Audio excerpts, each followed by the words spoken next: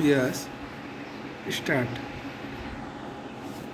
Madam, this debate on the Sarkaria Commission's report has come not too early. It has been taken up for debate after a lapse of considerable time. Nevertheless, I welcome this debate. At the present moment, the center state relationships are passing through a critical phase. Many problems and issues have come up during the last 40 years of the working of the Constitution.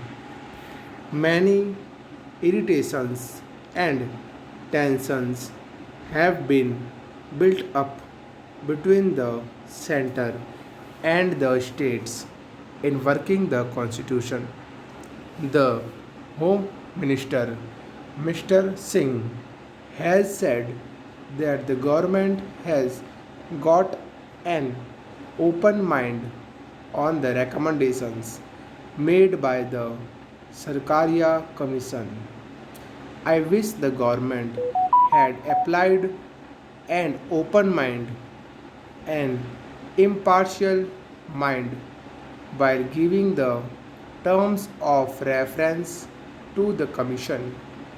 Madam, the terms of reference announced for the Commission had definitely a central bias, and the Commission itself has taken note of the terms of reference of the Commission. At the very outset, the Commission drew up a sort of format for itself on the basis of which it may make recommendations. This format influenced its thinking and its deliberations and its final recommendations. However, at another stage, in the beginning, it has made one more observation, a very important observation. It talked of a dual polity for India, but in the working of the constitution, there was progressive erosion of the state powers, and there has been and there is overriding and bypassing of states and their powers by the center. The constitution has given three lists distributing the powers, the responsibilities, and the functions between the center and the states. There is the union list, there is the state list, and there is the concurrent list. For many years, the concurrent list has been enlarged to the disadvantage of the states. Many functions which were under the state list, which were already truncated in the original form, were taken out and put into the concurrent list. And the Commission observed that the areas which are in the concurrent list are monopolized by the center, and to that extent the powers of the states have been curtailed. The Commission has suggested that whenever the center wants to legislate on a subject in the concurrent list, previous concurrences of the state governments should be obtained, and it is also suggested that it should not be left to convention or practice but should be incorporated in the constitution.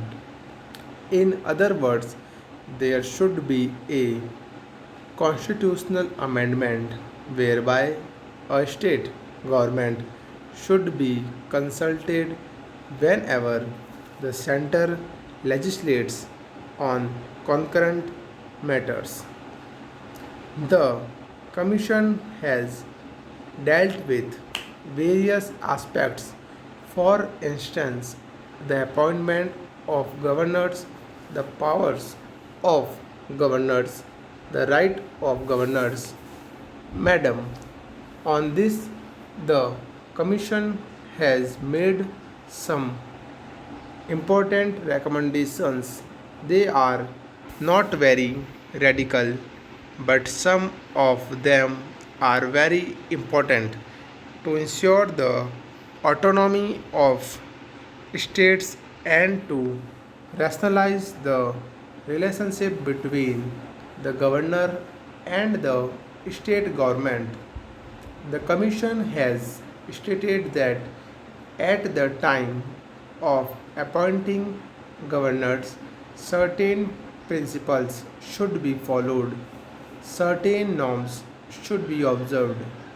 One norms could be no governor belonging to the ruling party at the center should be posted to a state which is governed by an opposition party. This is an important recommendation. The Commission also has observed that a governor after retirement should not take up any assignment except the assignment of the vice president or the president. The implication is the governor should not be influenced by any ulterior or selfish motives in his decisions. I go along with the Commission in respect of the conduct of the governors in dealing with the state governments. The Constitution has said that after the election is over, the governor should call the leader of the majority to form the government, that in case no majority emerges after the election, the governor should call the leader of the largest party or the leader of the coalition parties to form the government. It says whenever the majority was in doubt, the governor should go to the assembly to know whether the government of the day has a majority or does not have a majority. But the Sarkaria Commission has not commented upon the reality of the situation that obtains today. The governors are functioning as agents to the center.